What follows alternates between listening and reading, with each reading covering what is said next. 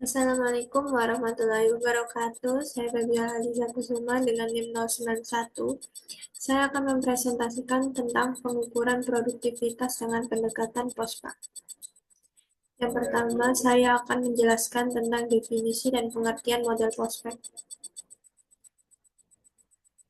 Prospek merupakan singkatan dari P production, O organization, S-nya sales, P product, E repetitor, L labor, dan kapital yang disingkat dengan prospek. Model prospek merupakan alat ukur yang digunakan sebagai pengukuran produktivitas parsial.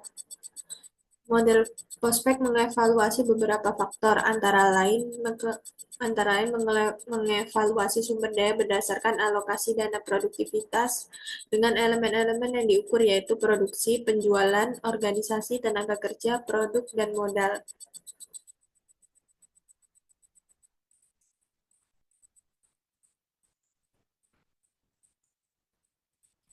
Rumus perhitungan model Hepburn atau prospek yaitu yang pertama ada rumus rasio produktivitas. Contoh, rasio produktivitas produksi sama dengan pendapatan bersih atau HPP. Dan untuk organisasi adalah rasio produktivitas organisasi sama dengan nilai tambah dibagi biaya umum. Untuk penjualan, rasio produktivitas penjualan sama dengan laba kotor dibagi biaya penjualan. Yang keempat, aspek keempat ada produk, rasio produktivitas produk sama dengan laba kotor dibagi biaya langsung. Aspek tenaga kerja ada laba kotor dibagi gaji total. Dan yang terakhir ada aspek modal, pendapatan bersih dibagi dengan modal. Dan yang kedua ada rumus indeks produktivitas. Indeks produktivitas sama dengan rasio produktivitas dasar dibagi rasio produktivitas dasar dikalikan dengan 100%. Sama seperti yang lainnya. Berikut ada studi kasus dengan model prospek data keuangan perusahaan dari bulan Januari 2024 sampai Maret 2025. Di bagian produksi ada pendapatan bersih dan HPP, organisasi, nilai tambah dan biaya umum, penjualan, laba kotor dan biaya penjualan, produk ada laba kotor dan biaya langsung, tenaga kerja ada laba kotor dan gaji total, sedangkan modal ada pendapat bersih dan modal. Berikut merupakan hasil perhitungan nilai rasio produktivitas yang bagian produksi.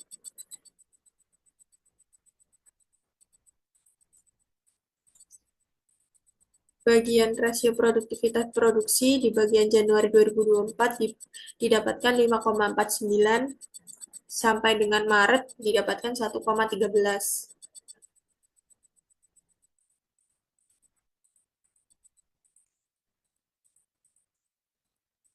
Berikut merupakan grafik rasio produktivitas produksi yang didapat. Analisis grafik rasio produktivitas produksi adalah yang tertinggi ada dinilai 5,49 yaitu di Januari 2024 dan yang terendah ada 1,12 di Mei 2024, sedangkan yang di ambang tertinggi dan terendah adalah rata-ratanya 1,37. Hasil perhitungan nilai untuk indeks produktivitas produksi. Indeks Januari 2024 ada 100, presentasenya sampai Maret 2025 ada 21. Kesimpulan dari perhitungan keseluruhan aspek. Ada produksi, organisasi, penjualan produk, dan tenaga kerja dan modal. Produksi totalnya 28,71 dengan rata-rata 1,91. Organisasi ada total 27,52 dengan rata-rata 1,83. Di penjualan ada totalnya 24,74 dengan rata-rata 1,65. Produk dengan total 24,22 dengan rata-rata 1,61. Tenaga kerja ada total 17,38 dengan rata-rata 1,16. Dan yang terakhir ada modal dengan total 23,95 dengan rata-rata 1,60. Didapat rata-rata dari keseluruhan aspek sebagai berikut. Aspek produksi ada 1,91, organisasi 1,83, penjualan 1,65, produk 1,61, tenaga kerja 1,16, modal 1,60. Berikut merupakan grafik indeks produktivitas IP atau produksi. Rata-rata rasio produktivitas keseluruhan aspek yang tertinggi ada 1,91 di aspek produksi dan yang terendah ada 1,16 di aspek tenaga kerja. Dan rata-rata keseluruhan aspek yang di antara tertinggi dan terendah ada bernilai 1,63. Untuk peningkatan perbaikan, rata-rata produktivitas keseluruhan aspek yang terendah ada 1,16 di bagian tenaga kerja. Dengan demikian, beberapa upaya yang dapat dilakukan untuk meningkatkan produktivitas aspek produksi adalah sebagai berikut. Tenaga kerja, kriteria produksi ada total wage atau gross margin, dengan tindakan perbaikan adalah pendidikan dan latihan, perencanaan sistem kerja, gaji yang sesuai, motivasi, dan lingkungan kerja.